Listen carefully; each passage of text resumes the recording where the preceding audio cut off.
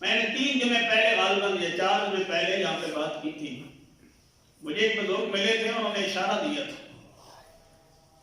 انہوں نے فرمایا تھا کہ مجھے لگتا ہے کہ پوری دنیا پہ کوئی آفت آنے والی ہے. شاید اس سے بھی زیادہ ٹائم ہوا ہے، 1.5-2 مہینے ہو گئے. بھئی مجھے کوئی اشارے ایسے مل رہے ہیں کہ پوری دنیا پہ کوئی آفت آنے والی ہے، اور اس کا سبب بھی انہوں نے مجھے بتایا تھا.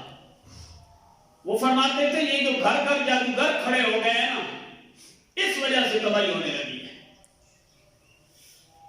آج جب کرونا وائرس کی یہ وبا پھیلی ہے تو مجھے ان کی بات یاد آتی ہے کہ یہ کرونا وائرس، کچھ کہتے ہیں امریکہ کی چال، کچھ کہتے ہیں فلاں کی چال، کچھ کہتے ہیں فلاں کی چال. میں نے کہا چال جس کی بھی ہو، مسلمانوں کے لیے عذاب تو ہے نا.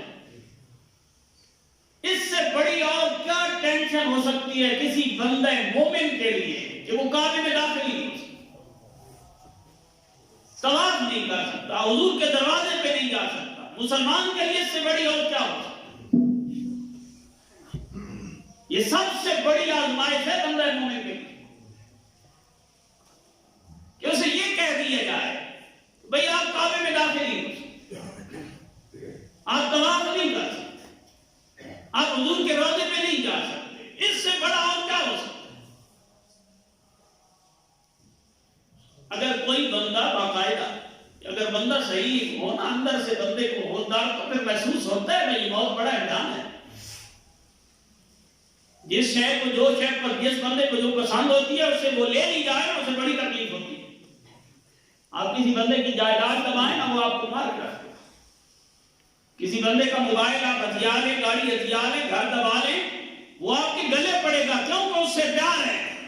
جس سے پیار ہوتا ہے نا، وہاں تکلیف ہوتی ہے. اب ایک بندہ قرآن پڑھ رہا ہے اور کوئی آپ نے اٹھائے اس سے قرآن لے لے، اس سے بڑی درد ہوگی، بڑی تکلیف ہوگی. تمہیں کیا ہو رہا ہے؟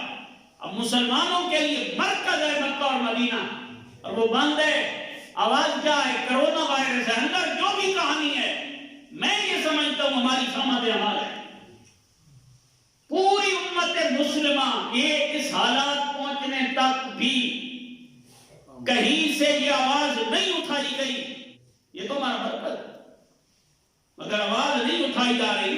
اس کا مطلب ہے ہمارے اعمال ہمیں اس حد تک لے گئے ہیں جس حد تک ان کافروں کو لے جاتے تھے کہ صبح کو پتھر خدا بنا لیا، شام کو آگ خدا بنا لیا، دن کو سورج کی پوجا شروع کر دی، رات کو آگ کی پوجا شروع کر دی. دن اور رات کے خدا بدلتے رہتے تھے، ایک جگہ یقین ٹھہرتا ہی نہیں تھا. ان کو یہ تھے بس ٹھیک ہے جو ہتھے چڑھا اسی کو خدا بنا لیں. آج مسلمانوں کا بھی عقیدہ یہ تک پہنچ چکا ہے کہ وہ جو لوگ جو ساری دنیا پہ شرک کا فتویٰ لگاتے تھے کہ صرف توحید کا پیغام ہم دیتے ہیں اور پوری دنیا میں شرک ہی شاید ہوتا ہے اور تو کوئی مذہب ہی نہیں ہے، آج ان کی اپنی توحید اتنی رہ گئی کہ اللہ کے گھر میں نہیں جا رہے. کیوں جی؟ Corona virus. رب کے گھر میں جانے سے بیماریاں ٹھیک ہوتی ہیں یا لگتی ہیں؟ حضور کے شہر میں داخل ہونے سے بیماریاں ٹھیک ہوتی ہیں یا لگتی ہے؟ تو یہ سب سے بڑا وبال ہمارے اوپر یہ آیا.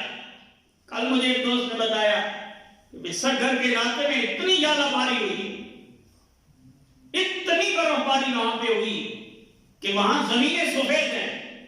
اور آج صبح بھی دوست بتاتے ہیں کہ آج صبح تک وہاں پہ موجود تھی.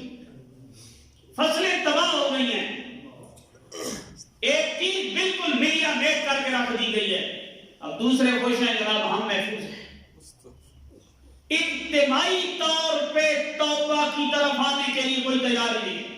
یہ 4 دن جو ہم نے گزارے، اب یہاں اگر دیکھا جائے تو یہ تمن کی مرکزی مسجد ہے. ادھر دیکھیں تو عاشق رسول، ادھر دیکھیں تو عاشق رسول، ادھر دیکھیں تو عاشق رسول. جس گلی میں آپ چلے جائیں وہاں عاشق رسول سے گلیاں بھری پڑی ہیں، لیکن نماز کے وقت ہم انتظار کرتے تھے. ہمیں سچی بات آپ کو بتا، بھئی کوئی 1-2 نمازی آئیں اور ان کو ہم شامل کریں جماعت کے لیے. یہ ہمارے مسلمانوں کی حالت ہے کہ بارش میں باقی سارے معاملے چل جاتے ہیں، مسجد کے اندر ہم نہیں آتے. اس کا مطلب ہے ہم اللہ کو راضی کرنے کے لیے تیار ہی نہیں ہیں. ہم یہ سمجھتے ہیں یہ سارے معاملات صرف ان لوگوں کے جو مسجدوں میں بیٹھے ہیں.